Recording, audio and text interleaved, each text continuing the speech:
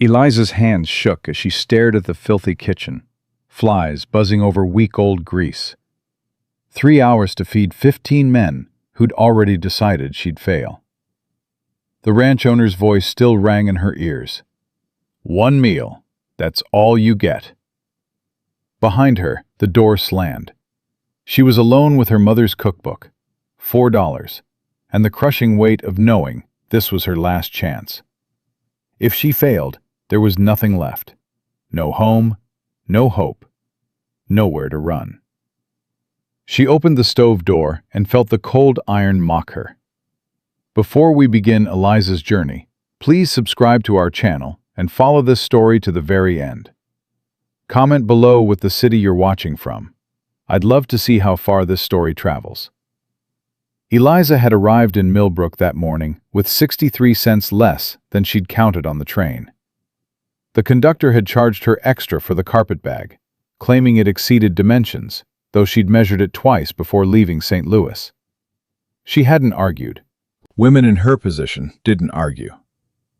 The walk from the station to Hayes Ranch took 40 minutes. Her shoes, already thin when she'd started the journey, were now held together by willpower and a prayer she wasn't sure anyone heard anymore. Each step kicked up dust that settled on her black morning dress, the same dress she'd worn to bury Thomas 2 months ago. Thomas. She forced the name away before the grief could grab hold again. A man on horseback passed her without slowing, his eyes moving over her the way men looked at things they'd already dismissed. She kept her chin up. She'd walked through worse than judgmental stares. The ranch appeared gradually. First the fence line, then the barn, then the main house sitting low and practical against the prairie sky. No decoration, no softness, just wood and function. 3 men stood by the barn watching her approach. None of them moved to help. "I'm here about the cook position," she called out when she was close enough. The youngest one, couldn't have been more than 19, spit tobacco juice into the dirt. "You're the 5th one this month.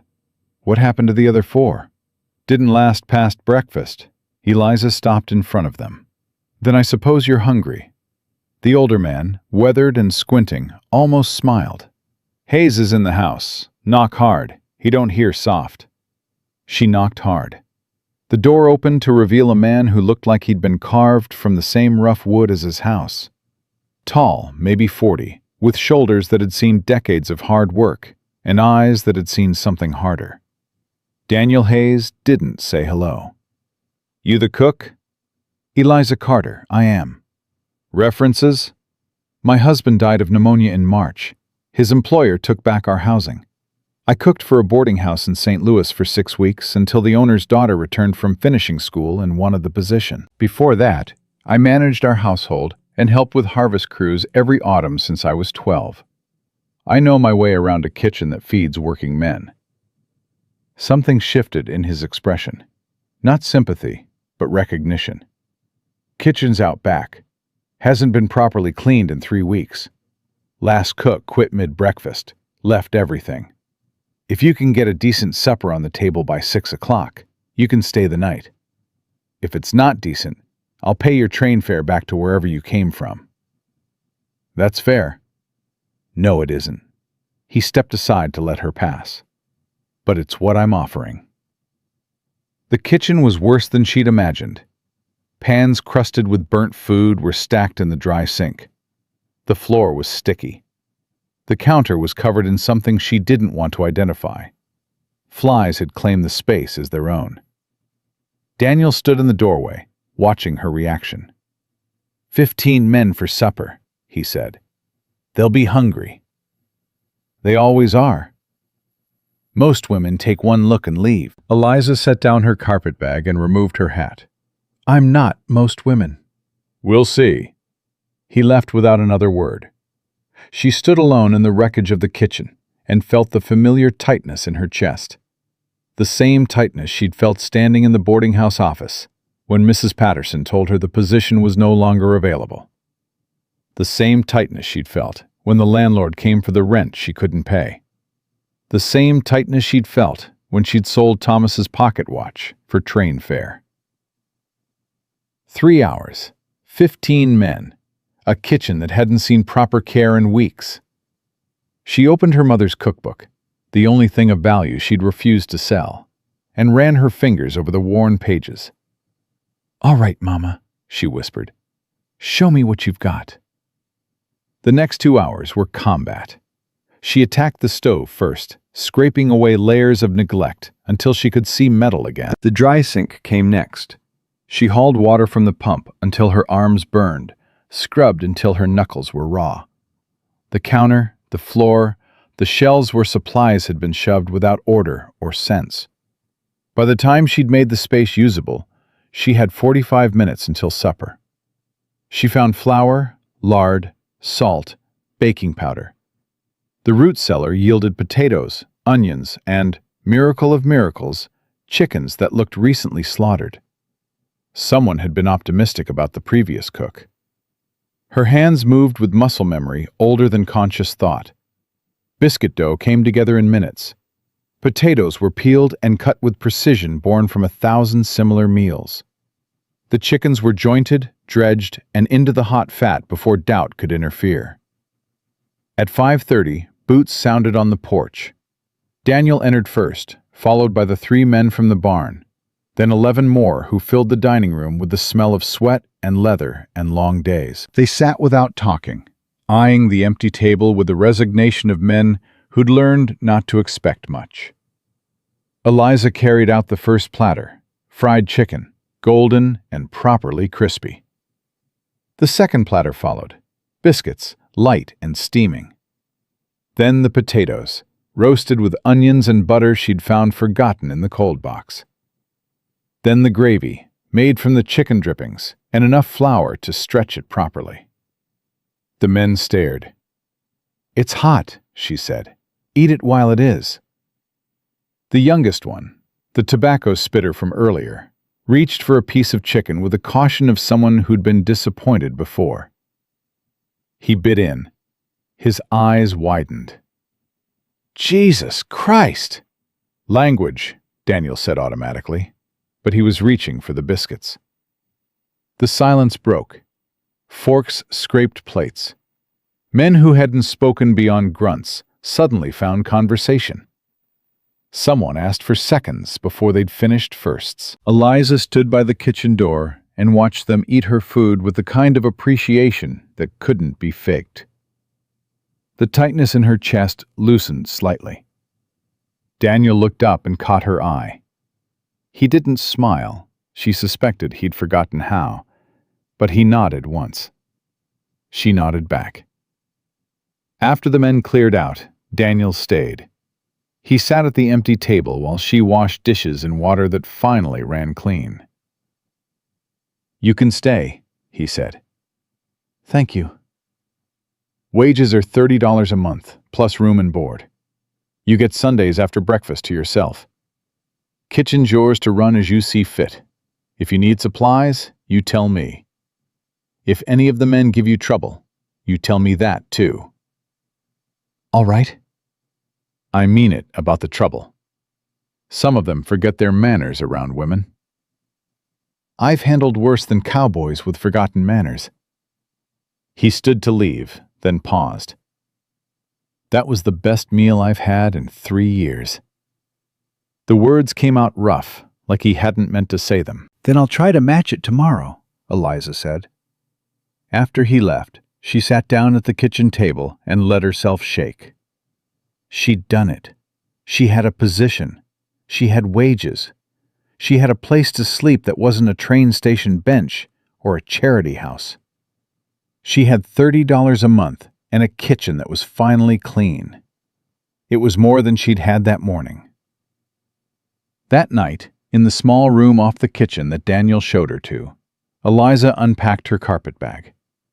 2 dresses, 1 shawl, underclothes, her mother's cookbook, the tin photograph of Thomas, young and smiling, taken a week after they'd married. She touched his face through the glass. "I'm sorry," she whispered. "I'm so sorry." But Thomas was gone, and sorry wouldn't bring him back, or pay for food, or put a roof over her head. She wrapped the photograph in her shawl and put it at the bottom of the bag. Tomorrow was Sunday. She'd have the afternoon to explore the town, maybe find the general store and see what they stocked.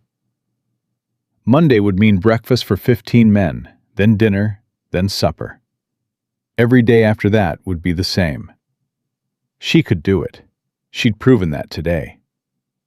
She blew out the lamp and lay in the darkness, listening to the unfamiliar sounds of the ranch. Horses in the barn, wind through the eaves, the distant howl of something she hoped was just a dog. Sleep came slowly, but it came. Breakfast the next morning was biscuits, gravy, eggs, and bacon. The men ate with the same enthusiasm as the night before. Daniel said nothing, but he finished everything on his plate and didn't leave until the coffee was gone. After the men headed out for morning chores, Eliza cleaned the kitchen until it gleamed, then put a pot of beans on to simmer for dinner. By noon, she'd earned her Sunday afternoon freedom. The walk into Millbrook was shorter without the carpetbag. The town was small.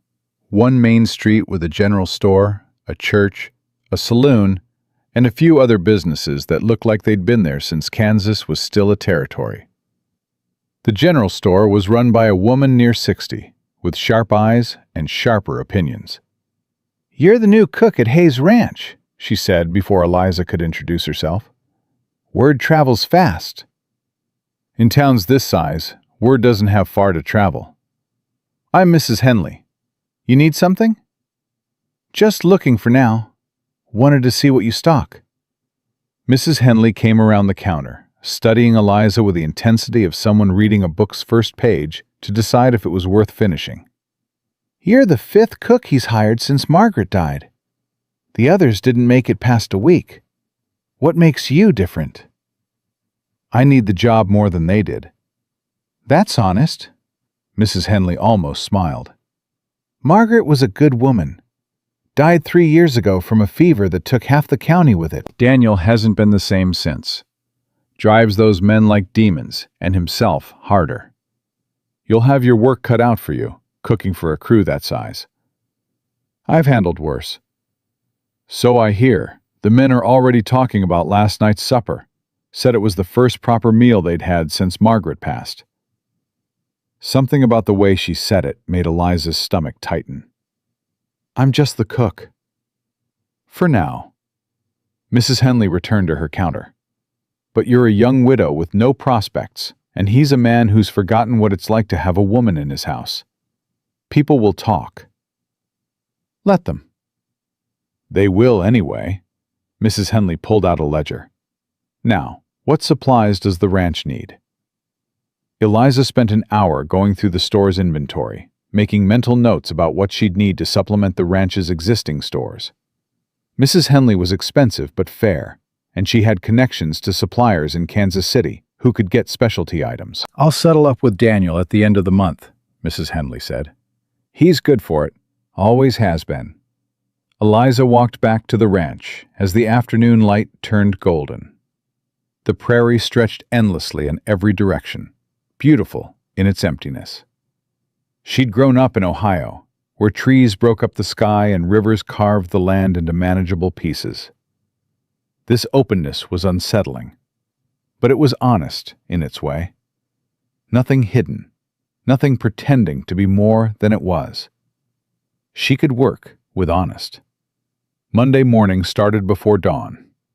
The men needed feeding before they headed out, and 15 breakfasts didn't cook themselves. Eliza was already at the stove when Daniel came through, earlier than the others. "Coffee's ready," she said without turning around. He poured himself a cup and sat at the table in the pre-dawn darkness, watching her work. "You're up early," he finally said. "So are you." "Ranch doesn't run itself." "Neither does a kitchen." Silence stretched between them, but it wasn't uncomfortable. It was the silence of two people who understood that some work happened before the sun bothered to show up. "How'd you end up widowed?" he asked suddenly. Eliza's hands stilled on the biscuit dough. Pneumonia. He caught it working late shifts at the factory. By the time we got him to a doctor, it was too late. How long were you married? 4 years? That's not long. Long enough to hurt. Daniel took a long drink of coffee. My wife died in 3 days. Fever came on fast. Doctor couldn't do anything. I sat next to her bed and watched her burn up from the inside. Margaret was 31 years old. We'd been married 14 years. Eliza turned to look at him. His face was stone in the lamplight, but his hands gripped the coffee cup like it was the only thing keeping him anchored. "I'm sorry," she said. Everyone's sorry. Sorry doesn't bring them back. No, it doesn't. He stood abruptly. Breakfast smells good. Then he left, taking his grief with him. The other men started arriving within the hour. They ate quickly and efficiently, complimenting the food between bites. Eliza served and cleaned and refilled coffee cups, falling into the rhythm of feeding people who worked hard and needed fuel more than conversation. After they'd gone, she started on dinner preparations. The beans from yesterday had simmered perfectly overnight. She'd make cornbread to go with them, and there was salt pork to fry up for flavoring. Around mid-morning, one of the cowboys came back, the older one from her first day. "Name's Cole," he said, removing his hat. "Boss wanted me to check if you need anything from town." "I'm fine for now, thank you." Cole didn't leave. He shifted his weight, looking uncomfortable. "Something else?" Eliza asked. "Just wanted to say, it's nice having proper food again. The last few cooks, they didn't care much, served us slop, and acted like we should be grateful. But you cook like you mean it. My mother always said if you're going to do something, do it properly. She taught you well." He settled his hat back on his head. "You need anything at all, you let me or the boys know. We take care of people who take care of us." After he left, Eliza stood in the quiet kitchen and felt something unfamiliar. Belonging. The days fell into a pattern. Breakfast before dawn, dinner at noon, supper at 6. Washing, cleaning, planning. The work was endless, but it was hers. Daniel remained distant, but not unkind. He spoke little, but paid attention to everything. He noticed when she needed more flour before she had to ask. He noticed when the kitchen door stuck, and fixed it without mentioning it. He noticed when she stayed up late trying to repair a broken chair, and replaced it the next day. He noticed her, and that was dangerous. 3 weeks in, Daniel appeared in the kitchen after supper with a bottle of whiskey and 2 glasses. "You drink?" he asked. "Occasionally." "Good." He poured 2 fingers in each glass and pushed one toward her. "Sit down." Eliza sat, wary. Daniel took a drink, then looked at her directly. "I need to know if you're staying. I thought we agreed on a month-by-month arrangement." "We did. But I need to know if you're planning to leave after you've got enough money saved, or if this is something more permanent." "Why does it matter?" "Because if you're leaving, I need to start looking for your replacement. And if you're staying, I need to—" He stopped, frustrated. "I need to know what this is." Eliza's heart beat faster. "What do you think this is?" "I think you're a woman who needed a job, and I'm a man who needed a cook. I think we're both surviving the best way we know how. But I also think—" He trailed off again. "Say it." "I think you're the first person in 3 years who hasn't treated me like I'm broken. And I think maybe you know what that's like, because you're holding yourself together the same way." The honesty of it hit her like a physical blow. "I don't know if I'm staying," she said quietly. "I know I need this job. I know I'm good at it, but I don't know what comes after that." Fair enough. Daniel finished his whiskey. But I want you to stay. Not just because you cook well. Because... He stood up. Because it's easier to breathe when you're around. He left before she could respond. Eliza sat alone in the kitchen with her untouched whiskey and felt the ground shift beneath her. This was supposed to be temporary. A job. A way to survive until something better came along. But Daniel Hayes was looking at her like she was something better. And God help her, she was starting to look at him the same way. She didn't sleep that night, and by the time she started breakfast the next morning, her hands were unsteady on the coffee pot. Daniel came through at his usual time, before dawn, before anyone else, and poured his coffee without looking at her. About last night, he started. We don't have to talk about it. Yes, we do. He set down his cup. I shouldn't have said what I said. You work for me. That makes it inappropriate. Inappropriate, she repeated, the word tasting bitter. I'm your employer. You needed this job. I had no right to put you in a position where you felt... Stop! Eliza turned from the stove. Stop treating me like I'm fragile. I know exactly what you said and what it meant. And I know you're trying to take it back because you're scared. His jaw tightened. I'm not scared. Liar. The word hung between them. Daniel stared at her, something flickering in his expression. Surprise, maybe, or recognition. You think you know me? He asked quietly. I know you've spent 3 years punishing yourself for something that wasn't your fault. I know you drive yourself harder than any man should because if you stop moving, you'll have to feel it.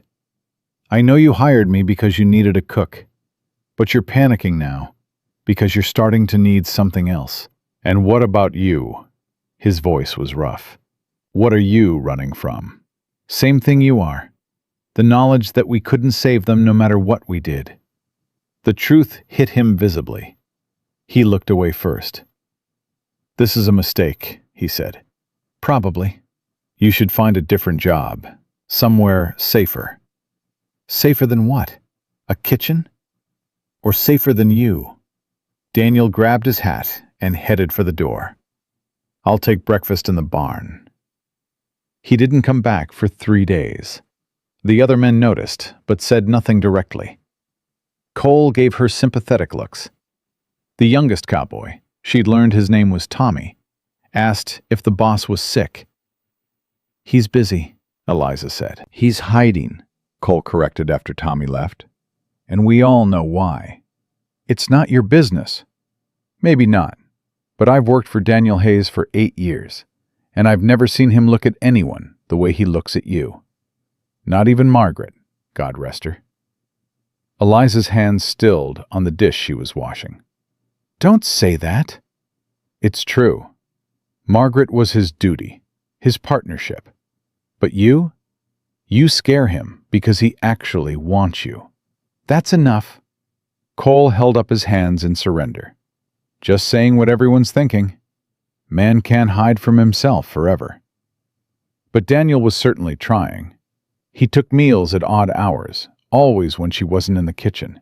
He communicated through Cole, sending messages about supplies and schedules. He became a ghost in his own house. Eliza threw herself into work. She reorganized the entire kitchen, scrubbed every surface until it gleamed, baked bread and pies and cakes that the men devoured with grateful enthusiasm. She cooked like it was the only thing keeping her alive. On the 4th night, she stayed up late making a special dessert, apple dumplings with cinnamon and brown sugar, her mother's recipe. They came out perfect, golden and fragrant. She left one on a plate by the back door with a note. Stop being a coward. The next morning, the plate was empty, and there was a note in return. Barn, tonight, after supper. Her heart hammered all day. She burned the biscuits for the first time since arriving, had to throw them out and start over. Tommy asked if she was feeling all right. Fine, she lied. The men cleared out after supper, lingering longer than usual, as if they sensed something was coming. Cole was the last to leave, and he paused at the door. "Whatever happens," he said, "you've got friends here. Remember that." After they'd gone, Eliza changed from her work dress into her better one. Still black, still mourning, but cleaner. She braided her hair and pinned it up properly. Her hands shook as she worked. The barn was lit by a single lantern. Daniel stood near the back, next to the stall where his favorite horse dozed. He'd cleaned up too. Fresh shirt, damp hair like he'd actually washed it. "I got your note," he said. "I noticed." "You're right. I am a coward." He took a step toward her. "I've been hiding because I don't know what to do with what I'm feeling. It's been 3 years since Margaret died, and I thought that part of me died with her. But then you showed up with your mother's cookbook and your stubborn pride, and you made me remember what it feels like to want something. Daniel, let me finish. I'm your employer. I have power over whether you stay or go, whether you have a roof over your head and money in your pocket. That makes this complicated in ways I don't know how to navigate. But I can't keep pretending I don't care about you. I can't keep hiding in my own house because I'm afraid of what might happen if I'm honest." Eliza closed the distance between them. "Then be honest. I want you to stay. Not as my cook, as my partner, as my—" he struggled with the word. "As my wife." The world tilted. "You're proposing?" Her voice came out strangled. "I'm asking if you'd consider it. Not now, not until you're ready. But eventually, if there's something here worth building." "I've been widowed for 4 months. People will talk." "They're already talking." "Your ranch hands will think I trapped you." "My ranch hands know better." "I don't love you." The words came out harsh, but necessary. "Not yet. Maybe not ever. I liked my husband. I respected him. But love takes time, and I've only known you 3 weeks." "I know." "Then why are you asking?" Daniel reached for her hand, the first time he'd touched her deliberately. His palm was calloused and warm. "Because I think we could build something real. Not perfect, not easy, but honest. Margaret and I had a good marriage. We cared for each other. We worked well together. But there was never fire. And I think with you, there could be fire." Eliza felt the heat of his hand in hers and knew he was right. There was already fire. She'd been fighting it since the moment he'd looked at her cooking and seen not just food, but her worth. "I need time," she said. "Take it. And I need to know you won't use your position to pressure me. If I say no in 6 months, or a year, or 5 years, you won't fire me or make my life difficult. I give you my word." "Words are easy." "Then watch my actions." He squeezed her hand once and let go. "I'm going to court you properly, Eliza Carter. I'm going to show you that I'm worth the risk. And if at the end of it all you still say no, I'll accept it, and we'll find a way to work together as employer and employee. Nothing more." "That's a pretty speech." "It's a promise." She steadied his face in the lamplight, the hard angles, the grief-worn lines, the eyes that had finally stopped looking dead. "All right," she said. "Court me. Let's see what happens." His smile was small, but genuine. "Tomorrow night, after supper, we'll take a walk. Just a walk, nothing more." "A walk sounds manageable." "Eliza?" "Yes?" "Thank you for the apple dumplings. They were perfect." The walk became a ritual. Every night after the dishes were done, Daniel and Eliza walked the perimeter of the ranch, talking about everything and nothing. He told her about the land, how he'd bought it cheap because everyone thought the soil was too difficult, how he'd proven them wrong through sheer stubbornness. She told him about growing up in Ohio, about her father who died when she was young, about her mother teaching her to cook as a way to make herself useful in the world. "You're more than useful," Daniel said one evening as they watched the sunset paint the prairie gold. "Useful keeps you employed. Useful keeps you fed. Necessary keeps you valued." She looked at him. "Is that what I am to you? Necessary?" "You're becoming that way, yes." It should have scared her. Instead, it felt like permission to breathe. 3 weeks after the barn conversation, Daniel took her into town on Saturday afternoon. They walked down Millbrook's Main Street together, and every head turned to watch. Mrs. Henley emerged from the general store with a knowing smile. "Afternoon, Daniel. Mrs. Cotter?" "Ma'am," Daniel said, tipping his hat. "I hear the ranch is running smooth as silk these days." "Smoother than it has in years." "That's good to hear. We've all been worried about you." Mrs. Henley's eyes moved to Eliza. "Seems like you found yourself some proper help." "Best decision I've made in a long time."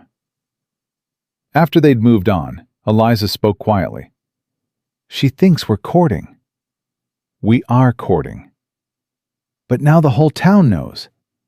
"Good. Saves me the trouble of announcing it." He glanced at her. "Does that bother you?" "I don't know yet." They stopped at the small park. Calling it a park was generous. It was really just a bench under a tree, and sat down. A few children played nearby, their mothers watching from a careful distance. "Margaret's buried here," Daniel said suddenly. "In the cemetery behind the church. I haven't visited her grave since the funeral." "Why not?" "Because I was angry. At her for dying, at God for taking her, at myself for not being able to save her. Going to her grave would mean facing all of that." "And now?" "Now I think maybe I need to. Not to say goodbye. I said goodbye 3 years ago. But to tell her that I'm trying to live again. That I met someone who makes me want to try." Eliza's throat tightened. "She'd want that for you." "I know. But knowing and feeling are different things." He stood and offered his hand. "Come with me?" They walked to the cemetery together. It was small, well-maintained, surrounded by a low stone wall. Margaret's grave was easy to find.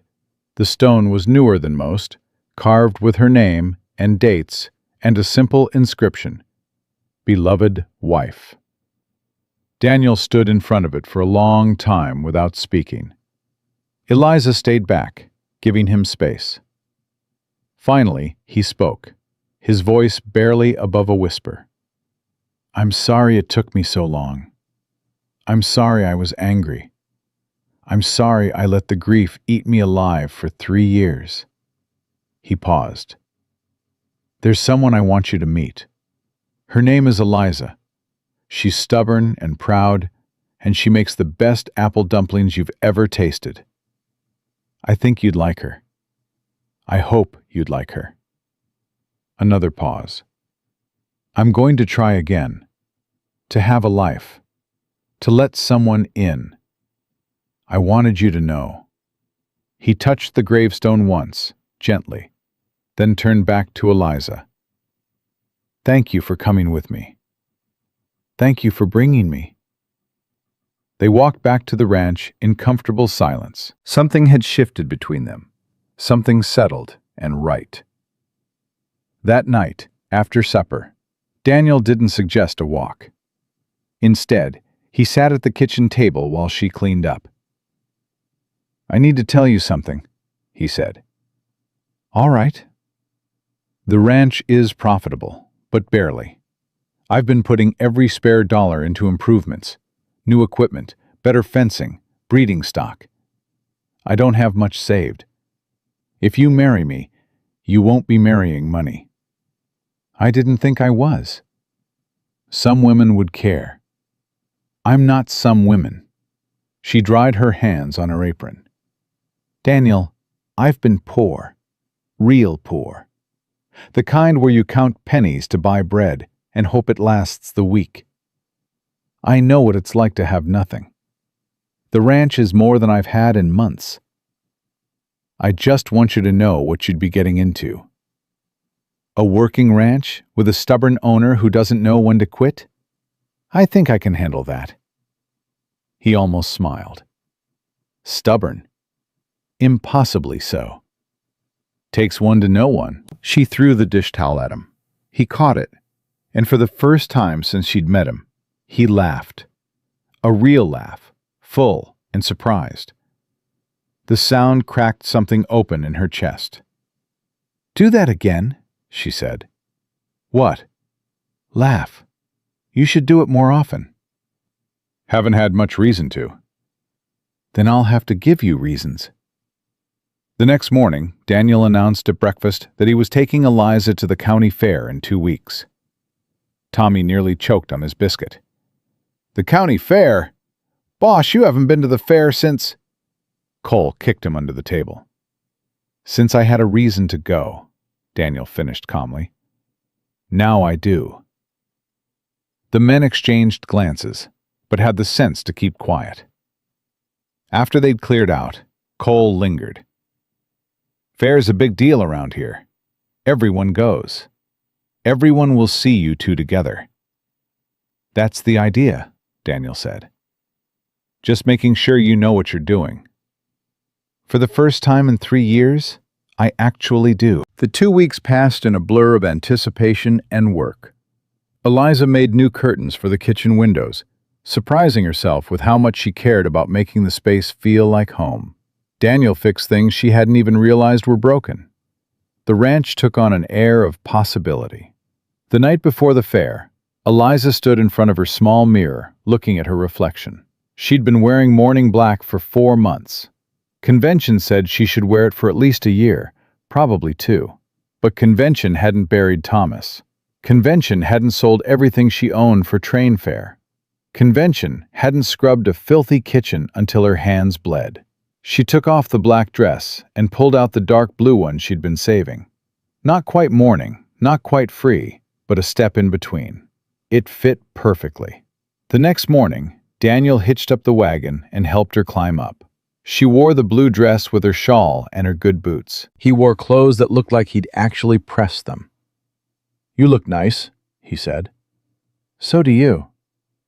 They rode into town together, and Eliza felt every eye on them as they passed through Millbrook streets toward the fairgrounds.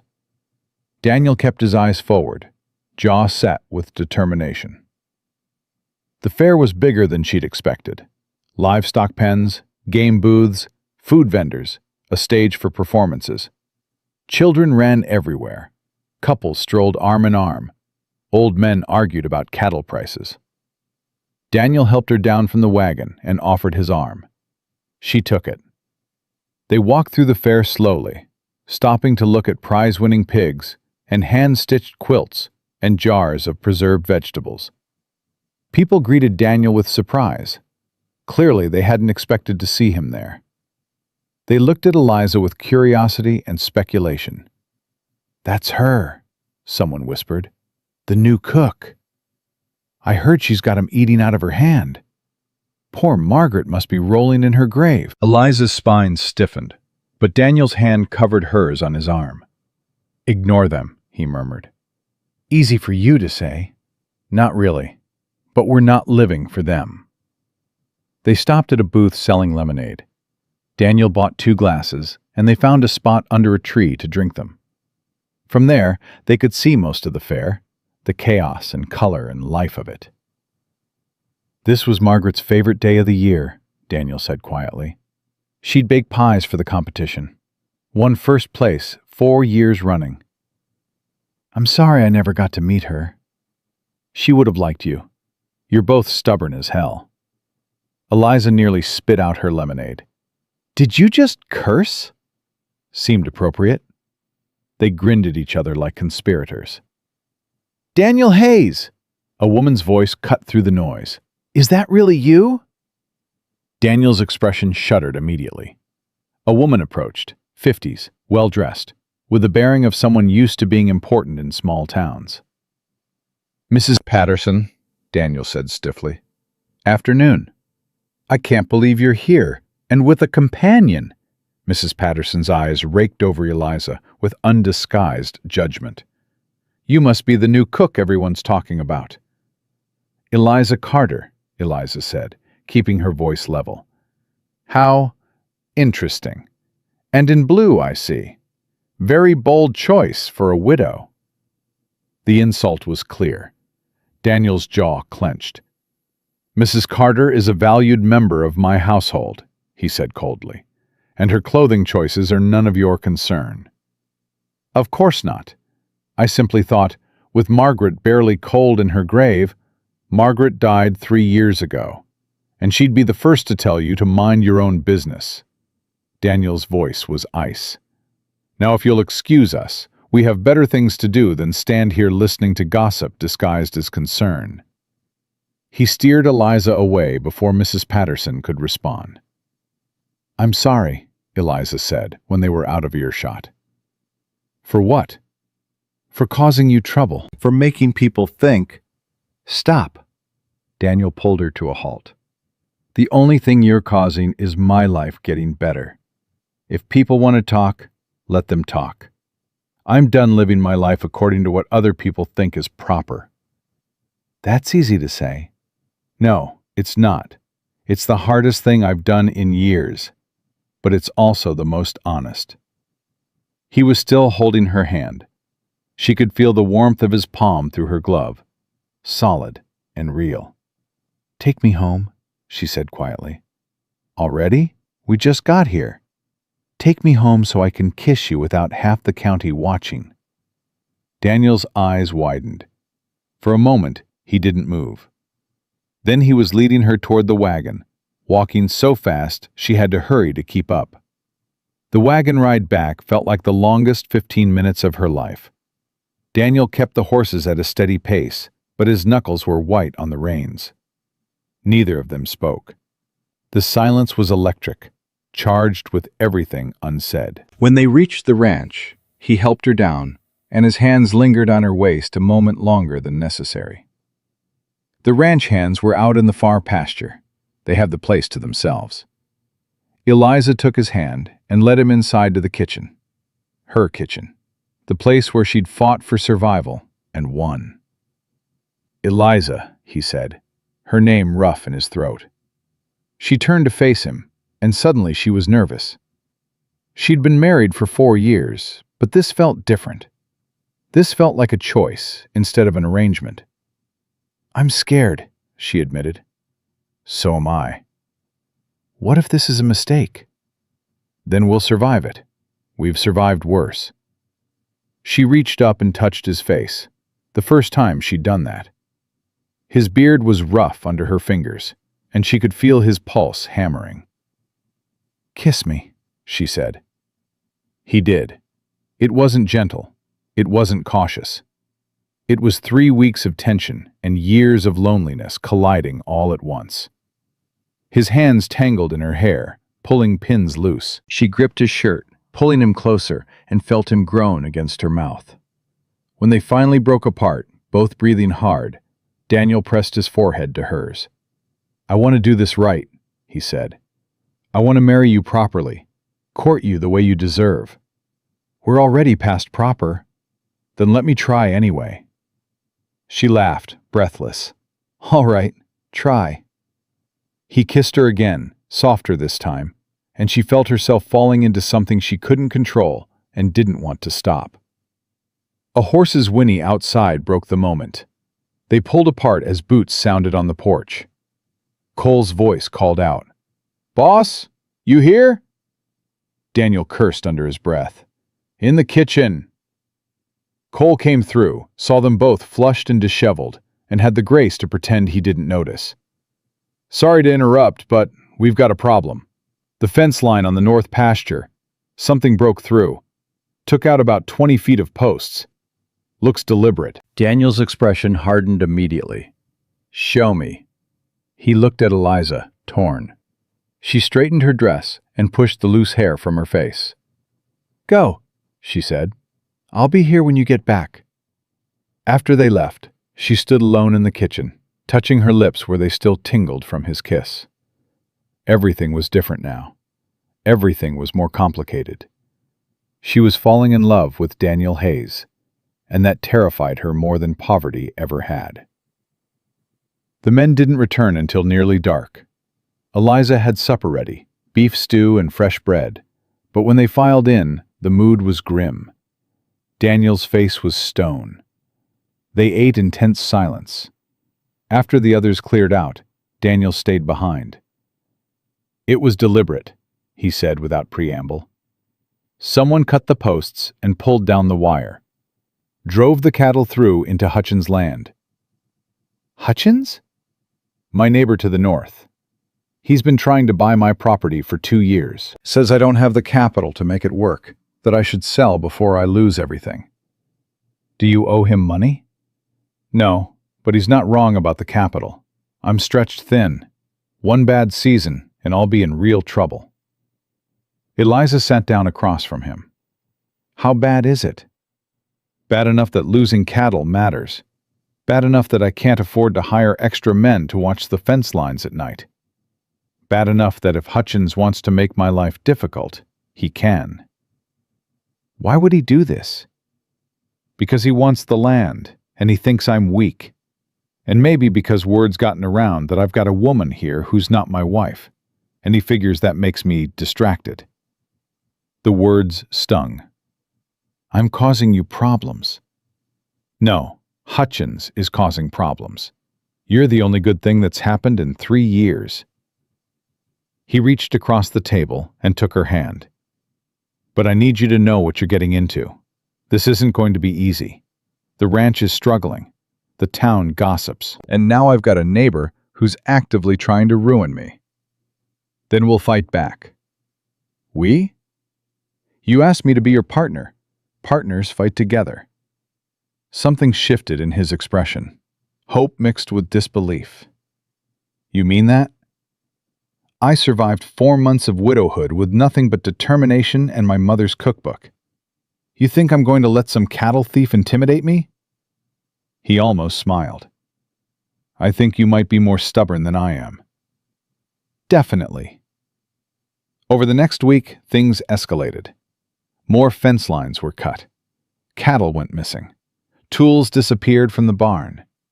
Someone spread rumors in town that Daniel was planning to sell, and that Eliza was pushing him to do it so she could take the money and run. Mrs. Henley mentioned it when Eliza came to the store for supplies. "People are saying terrible things," she said bluntly. "That you're using Daniel. That you're a gold digger who saw an opportunity." "There's no gold to dig," Eliza said coldly. "The ranch barely breaks even." "I know that. You know that. But people like a good story, and a scheming widow is better gossip than a man trying to rebuild his life." "What should I do?" "Stop caring what they think, or marry him quickly and give them something else to talk about." Eliza carried the supplies back to the ranch in a wagon that felt heavier than it should. The rumors didn't bother her, not really, but the way they complicated things did. Every choice she made now affected Daniel's reputation, his business, his standing in the community. She found him in the barn, checking on a mare that was due to foal soon. He looked exhausted. "You need to sleep," she said. "I will, after I check the fence lines again." "Cole can check the fence lines. You've been up for 20 hours. "Can't afford to lose more cattle." "You can't afford to collapse either." He turned to face her, frustration clear in every line of his body. "What do you want me to do, Eliza? Hutchins is picking me apart piece by piece, and I don't have the resources to fight back properly. I can't hire night watch. I can't repair the fences fast enough. I'm one more disaster away from losing everything I've built." "Then let me help." "How?" "I have my wages. 3 months' worth, barely touched. It's not much, but—" "No." His voice was sharp. "Absolutely not." "Why not? We're partners, remember? You worked for that money. It's yours. And I'm choosing to invest it in something I believe in someone I believe in." Daniel stared at her like she'd just offered him the moon. "You'd do that? I already have nothing to lose. But you have a ranch worth saving. Let me help save it." He pulled her into his arms suddenly, holding her so tight she could barely breathe. "I don't deserve you." "Probably not. But you've got me anyway." They used her savings to hire 2 men for night watch and to buy materials for properly reinforcing the fence lines. It helped, but it wasn't enough to stop Hutchins completely. The breaking point came 2 weeks later. Eliza was in the kitchen preparing breakfast when she heard shouting outside. She ran to the door and found Daniel facing down a man she didn't recognize. Tall, well-dressed, with the look of someone used to getting his way. "This is private property," Daniel was saying, his voice dangerously quiet. "Not for long." The man, Hutchins, she realized, smiled coldly. "I've got a meeting with the bank this afternoon. Turns out you missed a payment on your equipment loan 3 months back. They're calling it in." Daniel's face went white. "I didn't miss a payment." "Bank says you did. And when you can't pay, they'll auction off your equipment to settle the debt. I'll be there to buy it. Then I'll wait for you to fail without it and buy the land for pennies." "You're lying. Check with the bank yourself, but you better hurry. Meeting's at 2. Hutchins tipped his hat mockingly. "Good day, Hayes, Mrs. Carter." He rode off, leaving Daniel standing frozen in the yard. "Daniel," Eliza said carefully, "I didn't miss a payment. I've been meticulous about the books. I wouldn't—" He stopped, realization dawning. Unless someone at the bank made an error on purpose. "Who has access to your accounts?" "Thomas Whalen. He's the bank manager, also Hutchins' brother-in-law." Eliza felt rage flood through her. "That bastard!" "I need to get to town, now." "I'm coming with you." They rode hard to Millbrook, arriving at the bank just before noon. The building was small but imposing, designed to make farmers and ranchers feel small in comparison. Daniel burst through the door with Eliza right behind him. Thomas Whalen looked up from his desk, surprise flickering across his face before he smoothed it into professional courtesy. "Mr. Hayes, how can I help you? You can explain why I'm being called in for a missed payment I never missed." Whalen pulled out a ledger, making a show of checking it carefully. "According to our records, your payment for the equipment loan was due on the 15th of last month. It's now the 23rd of this month. That's 38 days overdue. I paid it on the 10th. I have the receipt. Then you should present it at this afternoon's meeting. I'll present it right now." Daniel pulled papers from his coat pocket, slapping them on the desk. "Payment in full, dated the 10th. Your signature on the receipt." Whalen barely glanced at it. "This could be a forgery. That's your signature. I sign dozens of receipts a day. I can't be expected to remember each one." Eliza stepped forward. "You're calling him a forger?" "I'm saying mistakes happen. If Mr. Hayes believes he paid, he can appeal the bank's decision. Of course, that process takes months. In the meantime, the equipment will be auctioned today to settle what the bank considers an outstanding debt." "This is fraud," Daniel said, his voice shaking with barely controlled fury. "This is business." Whalen closed his ledger. "Now, if you'll excuse me, I have a meeting to prepare for." "You can't do this." "I can, and I will. The law is on the bank's side. You'll have to prove fraud, and that will take time you don't have." He smiled coldly. "Your equipment will be auctioned at 2 o'clock. I suggest you use the next 2 hours to prepare your affairs." They were thrown out of the bank. Daniel stood on the street, shaking with rage and helplessness. "He planned this," he said. "Hutchins and Whalen planned this together. They're going to steal my equipment legally, and there's nothing I can do about it." "There has to be something." "Like what? Sue them? I don't have money for a lawyer. Appeal to the county judge? He plays cards with Hutchins every Thursday. There's no way out of this. Eliza's mind raced. She thought about her mother, who'd survived impossible situations through creativity and stubbornness. She thought about the last 4 months, when she'd had nothing and made something anyway. How much is the debt they're claiming? $200. And how much is the equipment worth? At auction? Maybe $300 if I'm lucky? But I'd never get that much with Hutchins being the only bidder. What if he's not the only bidder? Daniel looked at her. What are you thinking? I'm thinking we need to find people who hate Hutchins more than they're scared of him. And we need to do it in 2 hours. They split up. Daniel went to find his ranch hands, while Eliza headed straight for the general store. Mrs. Henley was behind the counter, and her expression sharpened when she saw Eliza's face. What happened? Eliza explained quickly. Mrs. Henley's mouth tightened into a grim line. That snake. He's been pulling this on farmers for years. My husband lost his dairy farm to Hutchins' schemes 10 years ago. We've hated him ever since. Then help me stop him. How? Come to the auction. Bid against him. Drive the price up so high he can't afford it. I don't have that kind of money. You don't have to actually buy anything. Just bid. Make him pay more than the equipment is worth. Eliza leaned forward. And tell everyone you know to do the same. Every person who's ever been hurt by Hutchins, get them there. Make this cost him. Mrs. Henley's eyes gleamed. That's diabolical. That's justice. Give me an hour.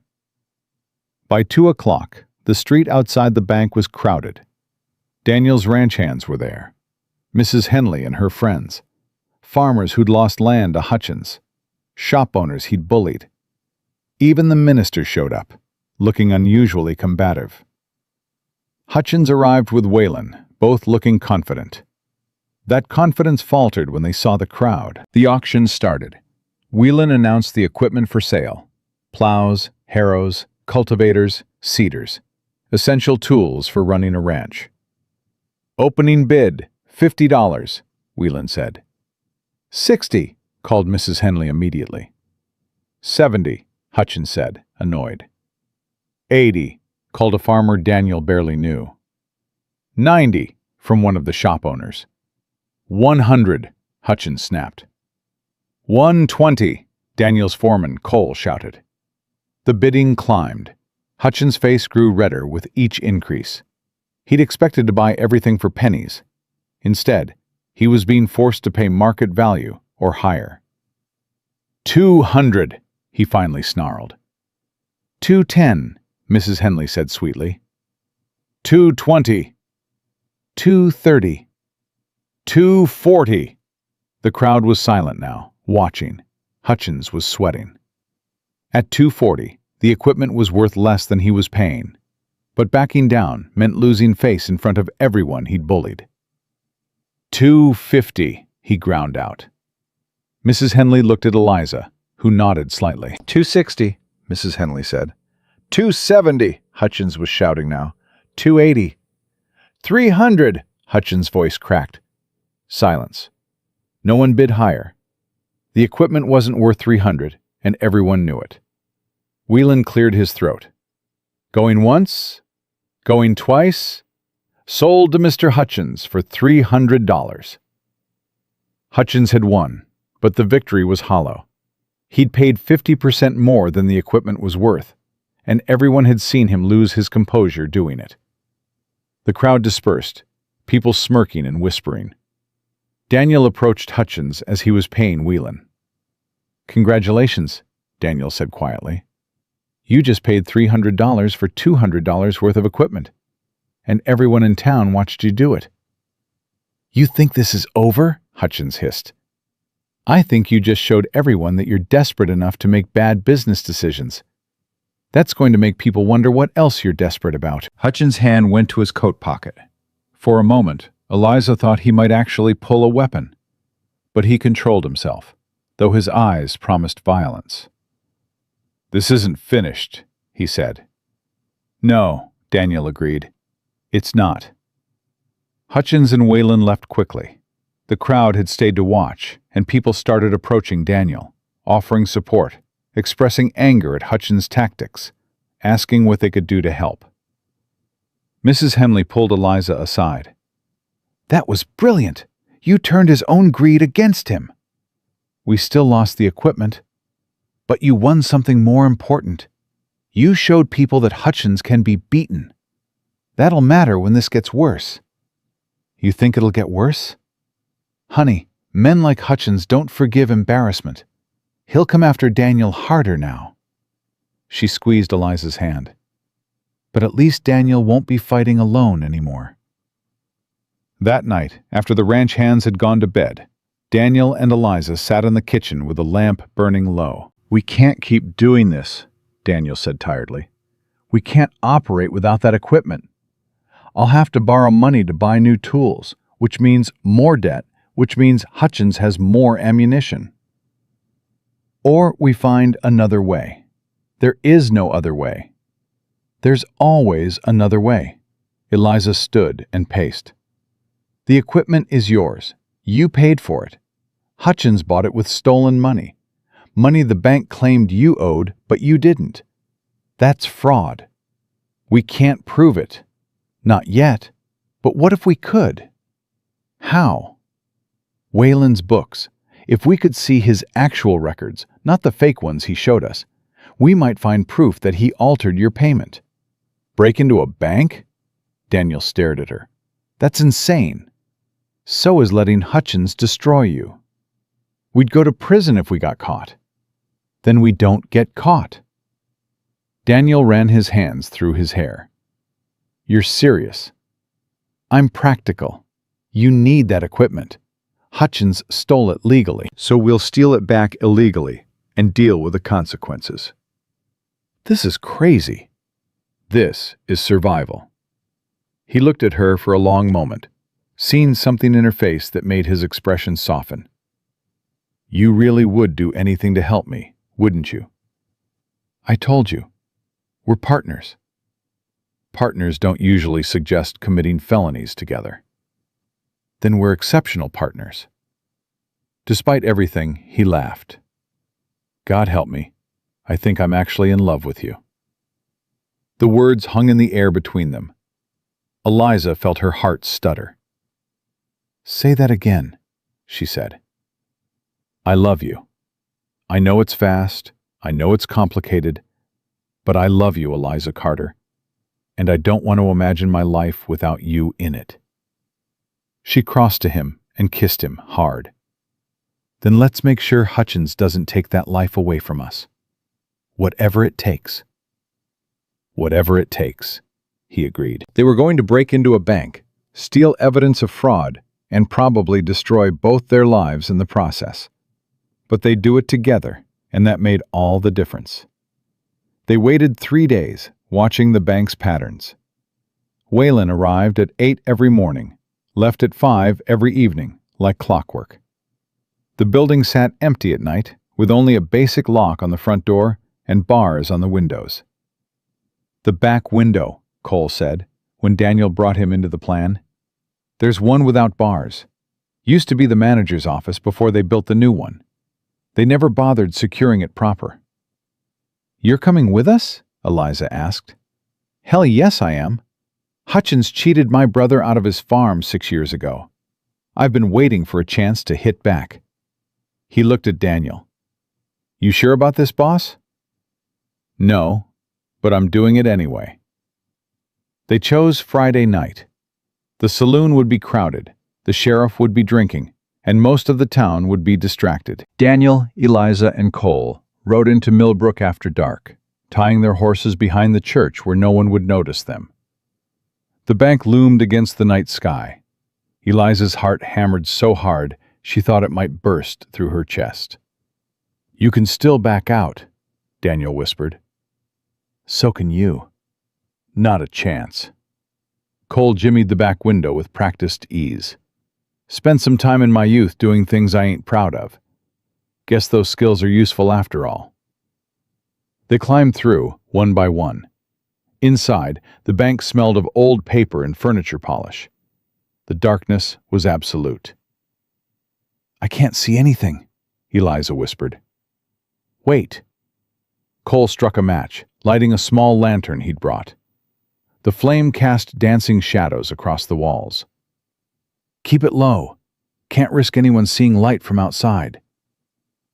Whelan's office was in the back. The door was locked, but Cole made quick work of it. Inside, filing cabinets lined the walls, stuffed with years of records. "We'll never find it in time," Daniel said, staring at the sheer volume of paperwork. "Yes, we will." Eliza pulled open the first drawer. "He keeps recent transactions separate. Look for anything from the last 6 months." They worked in tense silence, flipping through ledgers and receipts. Minutes crawled by.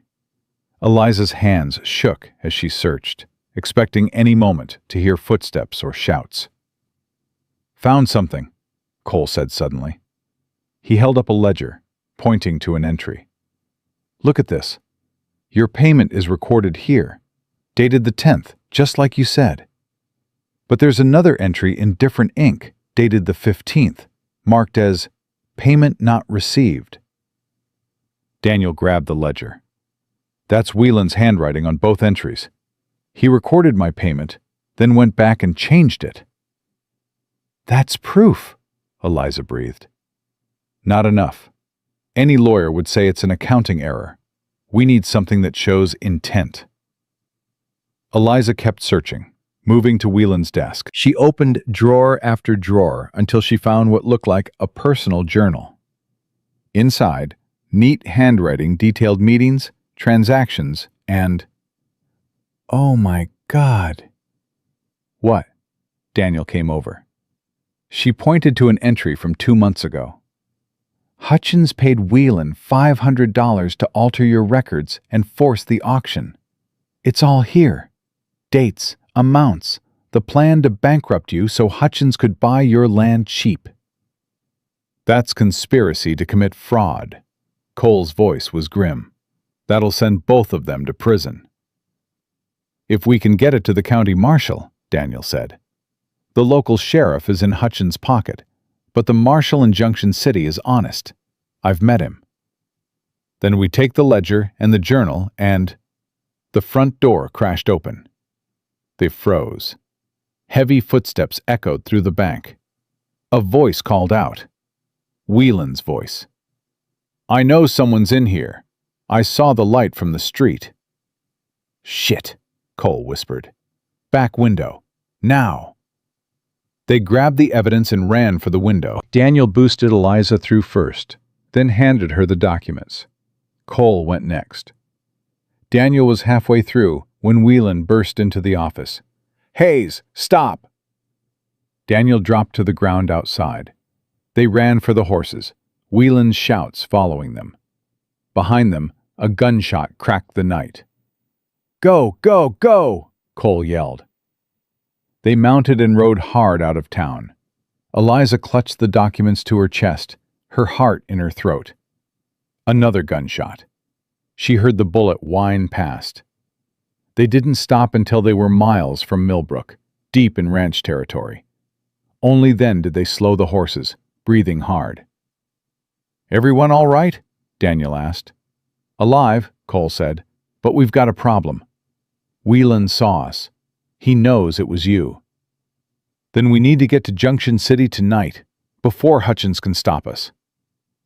They rode through the darkness, taking back trails and avoiding the main road.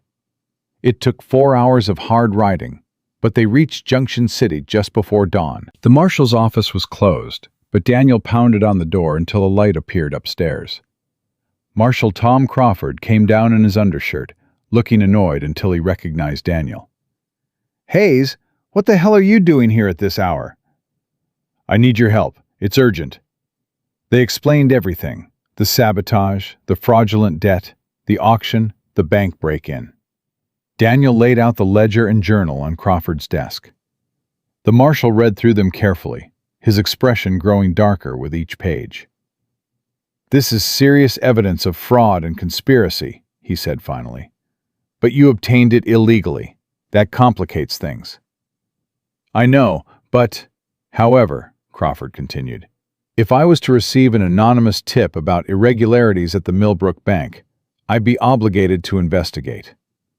And if during that investigation I happen to find these documents in Wayland's office—" Understanding dawned on Daniel's face. "You'd have to arrest him."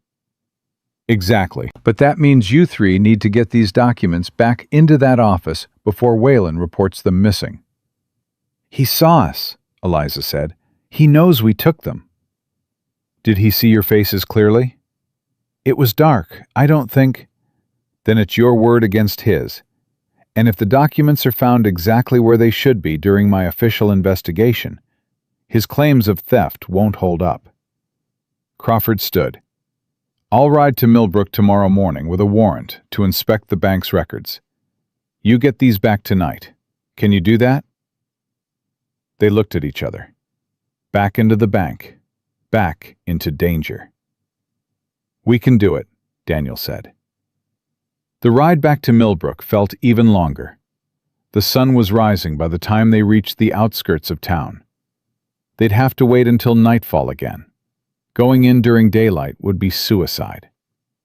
They spent the day hiding at an abandoned line shack on the edge of Daniel's property. Cole kept watch while Daniel and Eliza tried to rest, but sleep was impossible. "I'm terrified," Eliza admitted, lying next to Daniel in the dim shack. "Me too. What if Wayland's waiting for us? What if Hutchins has men watching the bank?" "Then we'll deal with it." He pulled her closer. "Whatever happens tonight, I need you to know something. Marrying you, if you'll still have me after this, is the only thing I'm certain about." "That's a terrible proposal." "It's the truth." She kissed him. "Ask me again when we're not hiding from criminals." "Is that a yes?" "That's a maybe. Convince me we're going to survive tonight first." As darkness fell, they prepared for the second break-in. Cole stayed with the horses this time. If things went wrong, someone needed to be ready to run. Daniel and Eliza approached the bank from the back. The window was still unlocked. They slipped inside, moving quickly to Wayland's office. The door was open. That was wrong. They stopped, listening. Silence. Too much silence. "It's a trap," Eliza whispered. Too late now. They entered the office. The desk was exactly as they'd left it. Daniel moved to replace the ledger in the filing cabinet, while Eliza returned the journal to the drawer. "Looking for something?" They spun around. Hutchins stood in the doorway with a rifle pointed at them. Behind him, Wayland held a lantern. "I knew you'd come back," Hutchins said. "Wayland told me what you took. Only a matter of time before you tried to return it." Daniel stepped in front of Eliza. "Put down the rifle." "I don't think so. Breaking and entering. Theft. The sheriff will have no choice but to arrest you. Your ranch will be auctioned to pay for your legal defense, and I'll be there to buy it. Everything works out perfectly." "Except the marshal already knows about the fraud," Eliza said. "He's coming tomorrow to investigate. If you shoot us, he'll know you're involved." Hutchins' smile didn't waver. "No body, no crime. Kansas Prairie is big. People disappear all the time." Eliza's blood ran cold. He was serious. He was actually going to kill them. "Hutchins, think about what you're doing," Daniel said, voice steady despite the rifle aimed at his chest. "Murder is different than fraud. You can't come back from that." "I can, if no one knows." Hutchins raised the rifle. "On the bright side, you'll die together. That's almost romantic." A gunshot cracked the air. Hutchins staggered, the rifle falling from his hands. He looked down at the blood spreading across his shoulder, then up at the window where Cole stood with a smoking pistol. "Drop it, Wayland," Cole said, aiming at the banker. Wayland dropped the lantern. It shattered on the floor, Oil spreading. Flames caught immediately. "Fire!" Eliza screamed. The office erupted into chaos. Cole climbed through the window as fire raced up the walls. Daniel grabbed Eliza and pulled her toward the door. But Hutchins, injured and enraged, lunged at them. They went down in a tangle of limbs. "The ledger!" Daniel yelled. "Get the ledger!" Eliza crawled back to the filing cabinet as smoke filled the room. Her eyes burned. She couldn't breathe. Her hands closed on the ledger just as Cole hauled Hutchins off Daniel. "Out! Everyone out!" They stumbled into the main bank area. The fire was spreading fast, feeding on old paper and wooden furniture. Whelan was already gone, fled through the front door.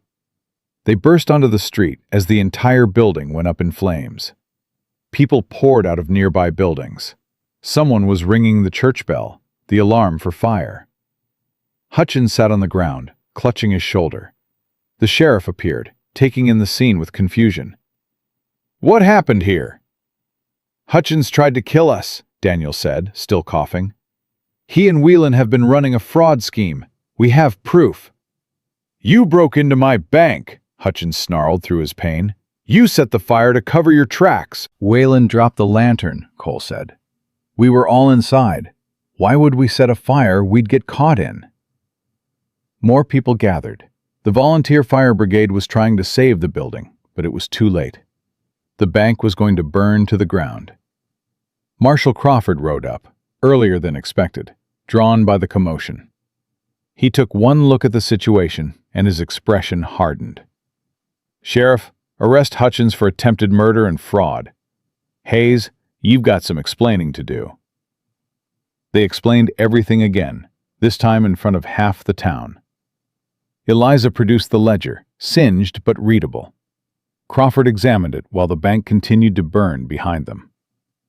"This is damning evidence," he said. "Where's Whelan?" "He ran," Daniel said. "I'll send deputies after him. He won't get far." Crawford turned to Hutchins.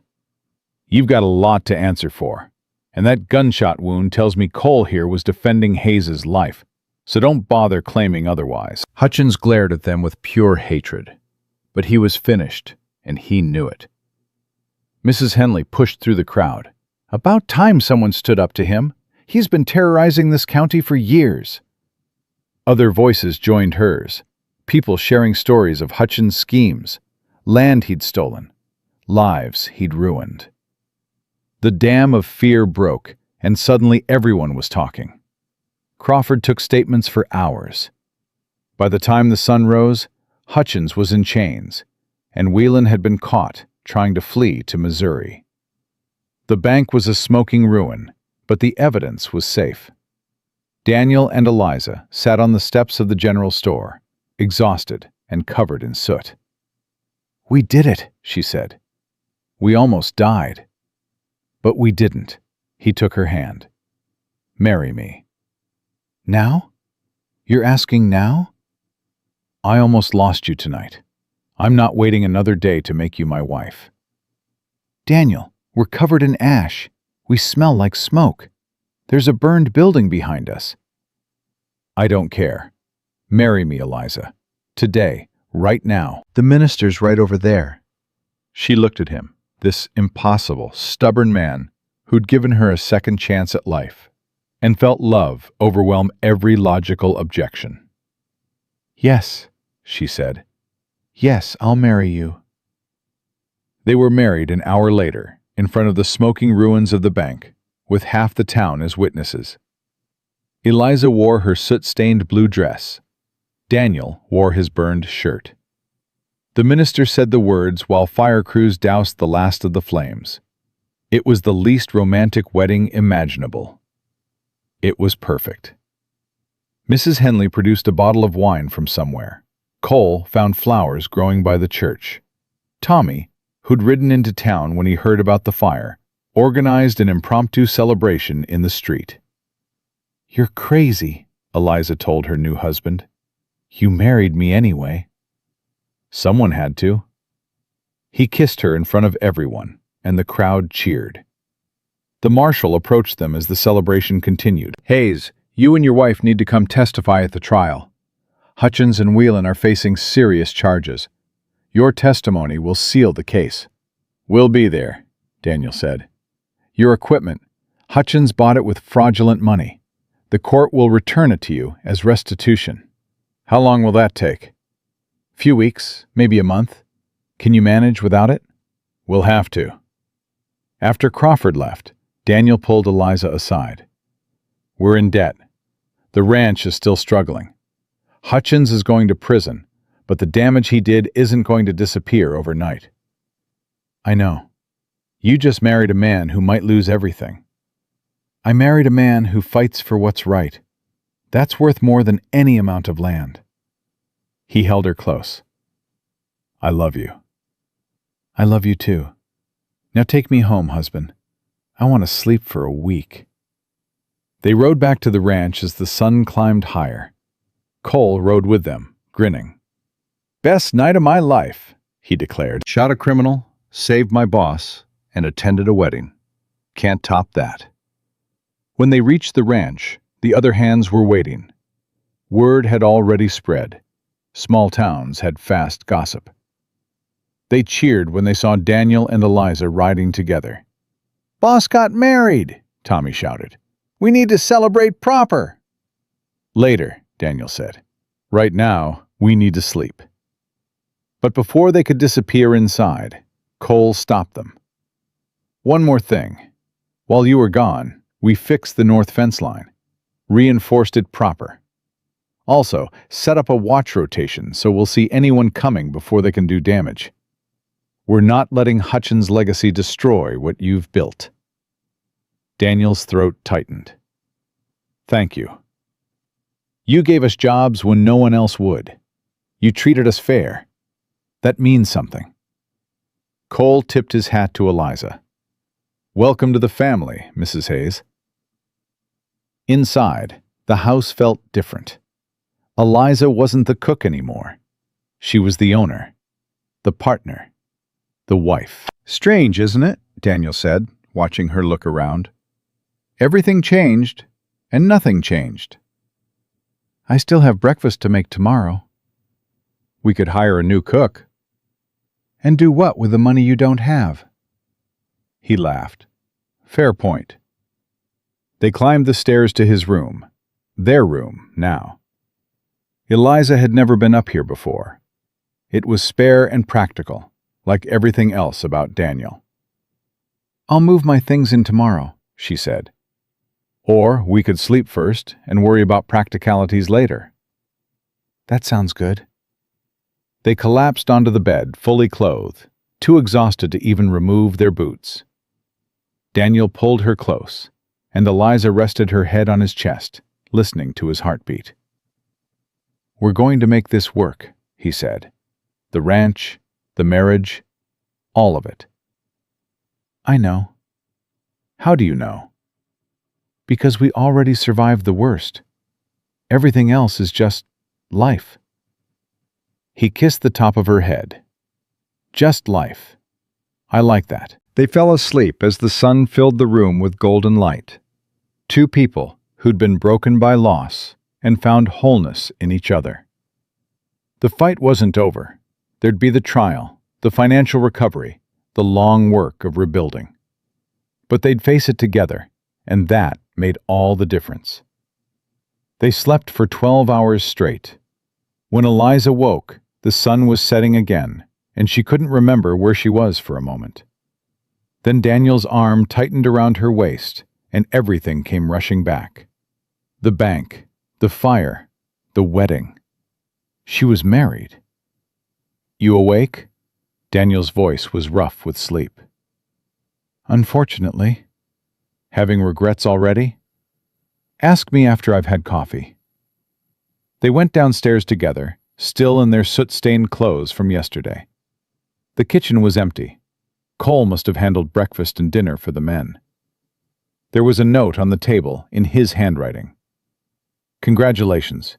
Don't worry about nothing. We got it handled. Eliza filled the coffee pot with shaking hands. The adrenaline from last night was gone. replaced by the crushing weight of what they'd actually done. They'd broken into a bank. Twice. Daniel had been shot at. They could have died. "Stop thinking so loud," Daniel said, coming up behind her. "We could have gone to prison. But we didn't. We got lucky. We got brave." He turned her to face him. "And we won. Hutchins is finished. Whelan's finished. The ranch is safe." "The ranch is still broke." "Details." She almost laughed. "You're calling our complete lack of money a detail? We survived worse. We'll survive this too." The back door opened and Marshal Crawford walked in without knocking. His expression was grim. "We need to talk," he said. They sat at the kitchen table while Crawford laid out the situation. Hutchins and Whelan were in custody, but Hutchins had hired an expensive lawyer from Kansas City. The trial was set for 3 weeks from now. "He's claiming you planted the evidence," Crawford said. "Says you broke in, falsified the ledger entries, and set the fire to cover your tracks." "That's insane," Eliza said. "We were almost killed in that fire." "His lawyer is arguing you're desperate criminals who got caught in your own trap. Without the original bank records, which burned, it's your word against his." Daniel's jaw tightened. "What do we need to do?" "Win the trial. I've got testimony from people Hutchins defrauded over the years. That'll help establish pattern of behavior. But the judge will want to see clear evidence of conspiracy. Right now, all we have is a ledger that Hutchins claims you altered." "What about Whelan?" "He's willing to testify against Hutchins in exchange for a reduced sentence. Says Hutchins forced him into the scheme." "That's a lie," Eliza said sharply. "Whelan took money willingly. It's in the journal." "Which also burned. Or did it?" Crawford looked at them carefully. Daniel pulled the journal from his coat pocket. The same coat he'd worn yesterday, never changed. The leather was singed, but intact. "I grabbed it when the fire started," he said. "Figured we might need it." Crawford took the journal, flipping through pages. His expression shifted from skepticism to satisfaction. "This is it. This is what we need. Dates, amounts, Whelan's own handwriting detailing the payments from Hutchins. His testimony won't hold up against his own journal." "So we're safe?" Eliza asked. "You're safer. But Hayes, you need to understand. You broke the law. Twice.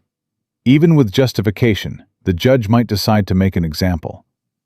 Best case, you testify and Hutchins goes to prison. Worst case, you both get charged with breaking and entering." "How likely is worst case?" "Depends on the judge.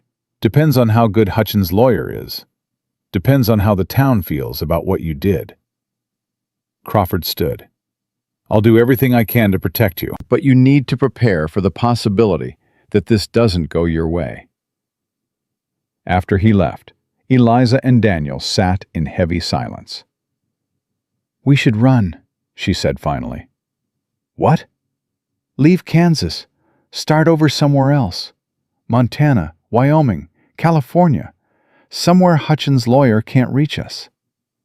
"And abandon everything we fought for?" "Better than prison." Daniel took her hand. "I'm not running.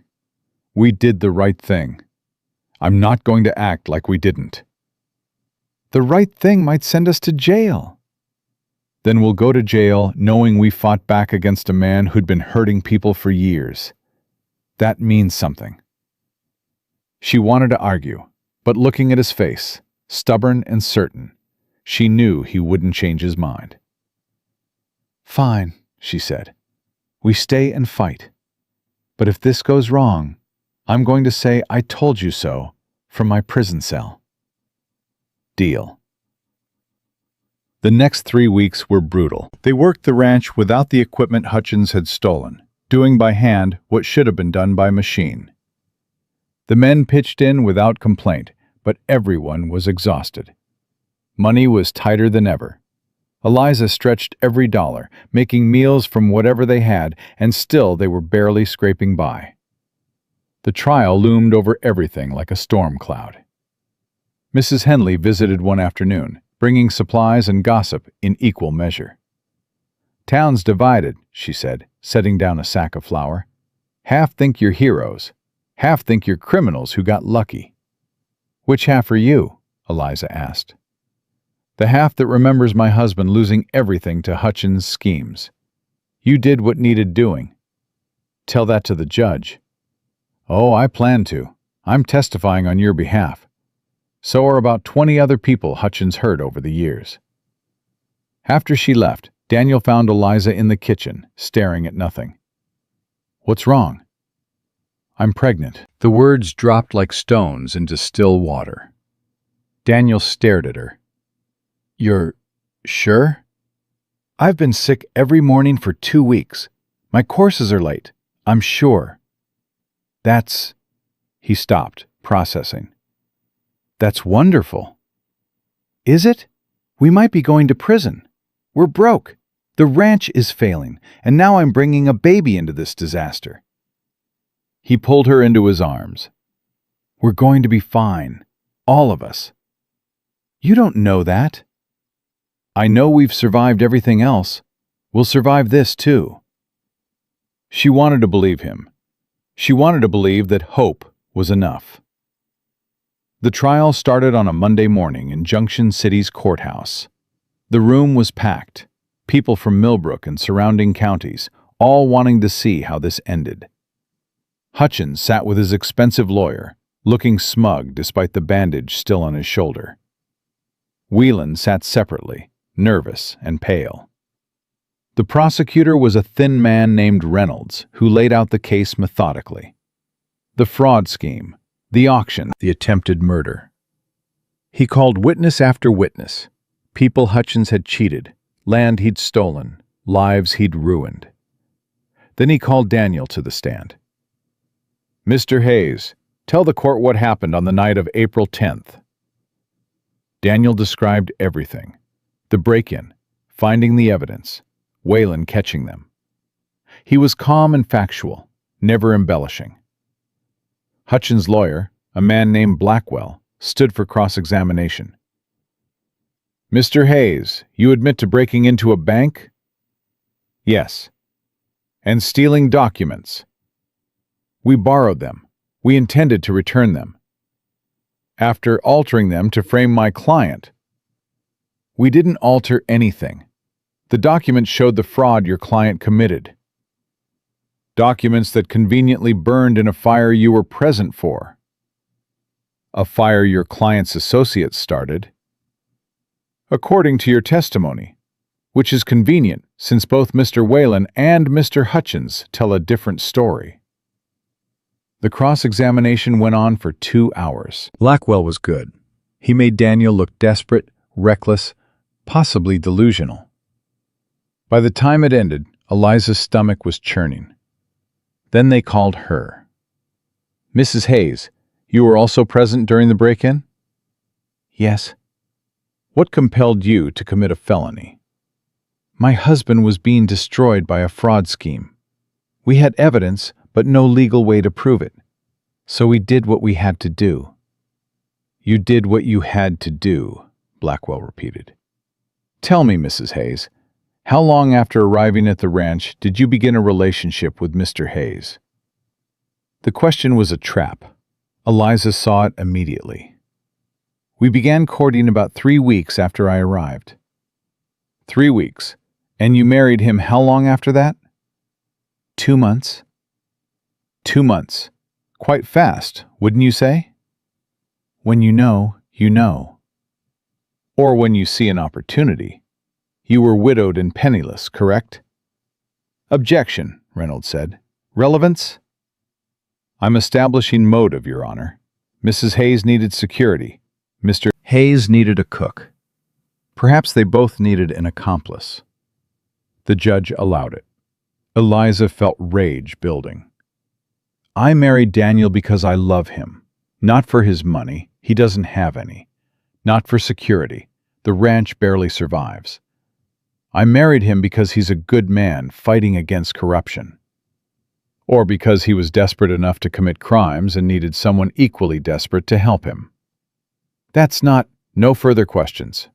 The prosecution called more witnesses. People testified about Hutchins' pattern of fraud going back 15 years. The evidence mounted, but Blackwell systematically picked apart each testimony, suggesting ulterior motives, questioning memories, creating reasonable doubt. Then they called Whalen. The banker took the stand looking like he wanted to disappear. Reynolds led him through the scheme, how Hutchins had approached him, how much money had changed hands, how they'd altered records for multiple ranchers over the years. And the ledger Mr. Hayes found, was that authentic? Yes, that was my handwriting documenting the fraud. And the journal detailing payments from Mr. Hutchins? Whalen hesitated. Also authentic. Thank you. No further questions. Blackwell stood slowly.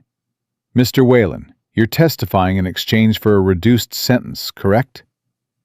Yes. So you have motivation to say whatever the prosecution wants you to say. I'm telling the truth. Are you? Or are you a desperate man trying to save himself by blaming someone else?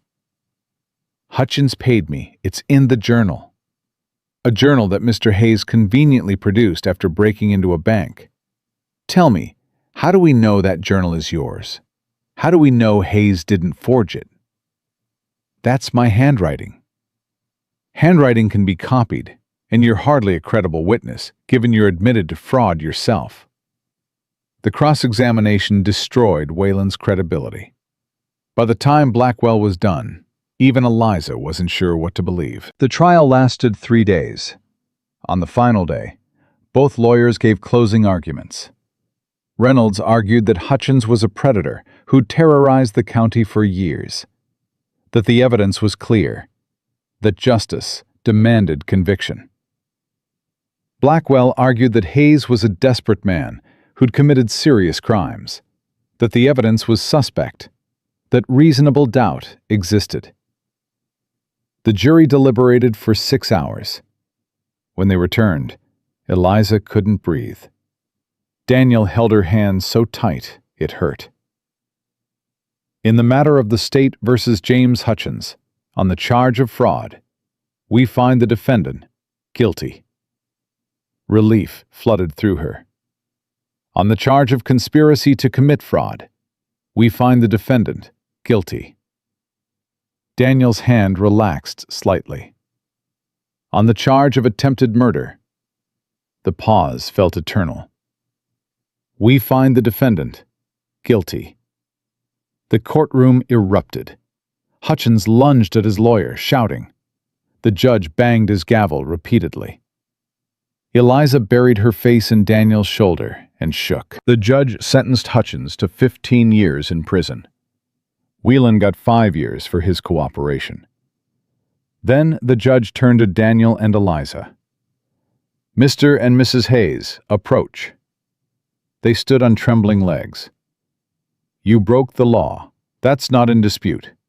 However, you did so to expose a pattern of criminal behavior that has harmed this community for over a decade. Under normal circumstances, I would charge you with breaking and entering. But these are not normal circumstances. He paused.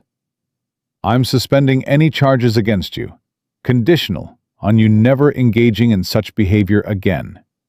Do you understand? Yes, Your Honor, they said in unison. Then this court is adjourned.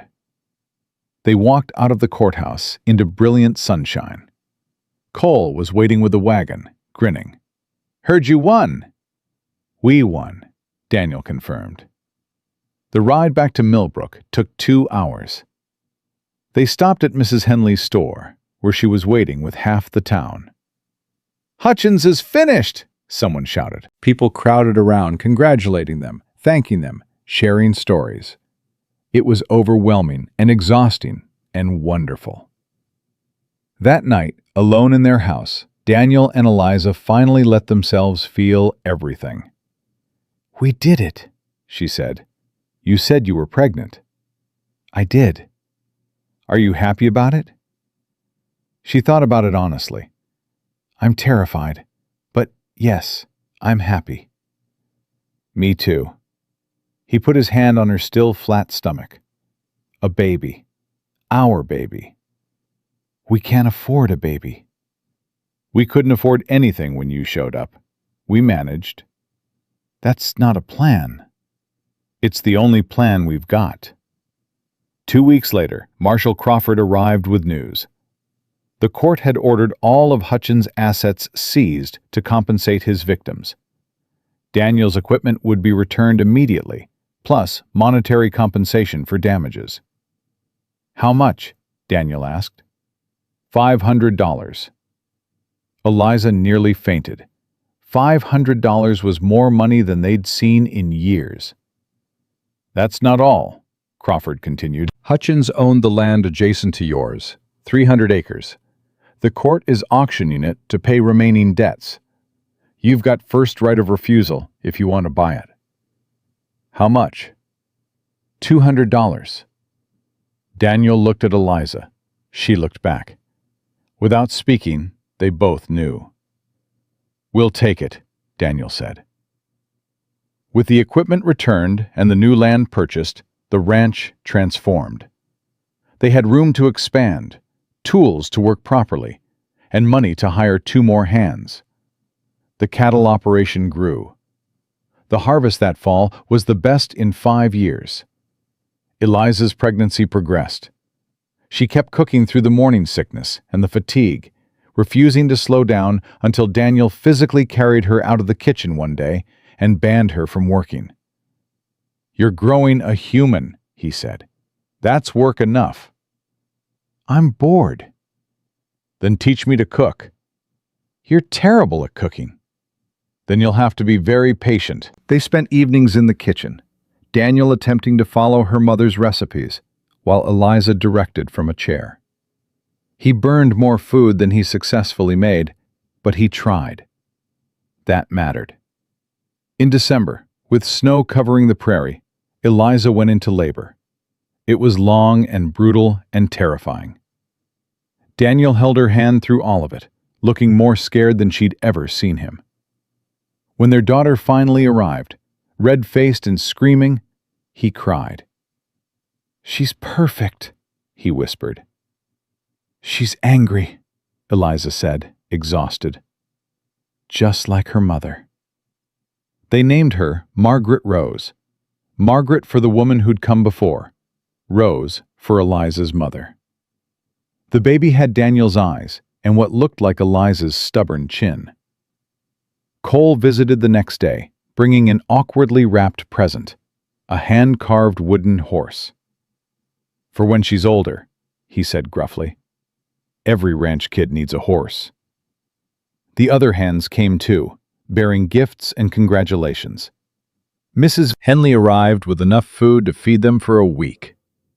Even the minister stopped by to offer blessings. The ranch felt alive in a way it hadn't before. Not just surviving, but thriving. In the spring, Eliza returned to the kitchen with Margaret in a basket nearby. She'd missed cooking, missed the ritual of it, the creativity, the way food could make hard men stop and smile. Daniel found her one morning, flower in her hair, baby on her hip, stirring a pot of stew. You look happy, he said. I am happy. Even with the chaos, the screaming baby, the constant work? Especially with all that. She kissed him. This is what I wanted when I stepped off that train. I just didn't know it yet. A screaming baby and endless work? A home, a partner, a purpose. She gestured at the kitchen, the ranch beyond. This is mine. Ours. No one can take it away. Damn right they can't. That summer, they hosted the celebration for the ranch's 10-year anniversary. Daniel had owned the land for a decade, survived Margaret's death, survived Hutchins, survived everything. The whole county showed up. They roasted cattle, drank whiskey, danced under the stars. Children ran everywhere. Margaret slept through most of it, peaceful in her basket. Mrs. Henley cornered Eliza near midnight. "You did good, honey. Real good." "I got lucky." "Luck is what you make of it. You made a life out of nothing but determination and that cookbook." "The cookbook helped." "Your mama would be proud." After everyone left, Daniel and Eliza stood on the porch watching the sun rise over their land. Their land. The word still felt impossible. "Think about where we were a year ago," Daniel said. "Desperate and terrified." "And now?" "Still terrified, but not desperate." He laughed. "That's progress." "That's life." Margaret started crying inside. Eliza moved to get her, but Daniel stopped her. "I'll get her. You've been on your feet all night." She watched him go inside, heard him murmuring to their daughter, heard the crying stop. When he came back out, Margaret was asleep against his shoulder. "You're good at that," Eliza said. "Had a good teacher." They stood together in the growing light, a family built from loss and survival and stubborn determination to keep going. The ranch spread around them, fences mended, cattle grazing, fields planted. Everything they'd fought for, won against impossible odds. "I love you," Eliza said. "I love you too." "Think we'll make it?" "We already did." She leaned against him, exhausted and content, and knew he was right. They'd survived poverty, fraud, violence, and their own fear. They'd built something real out of nothing, and it was theirs, completely, unquestionably, permanently theirs. The desperate widow and the grieving rancher had found not just survival, but genuine partnership. Not just security, but actual love. And that was worth more than all the land in Kansas. They were home, they were whole, and they were exactly where they belonged.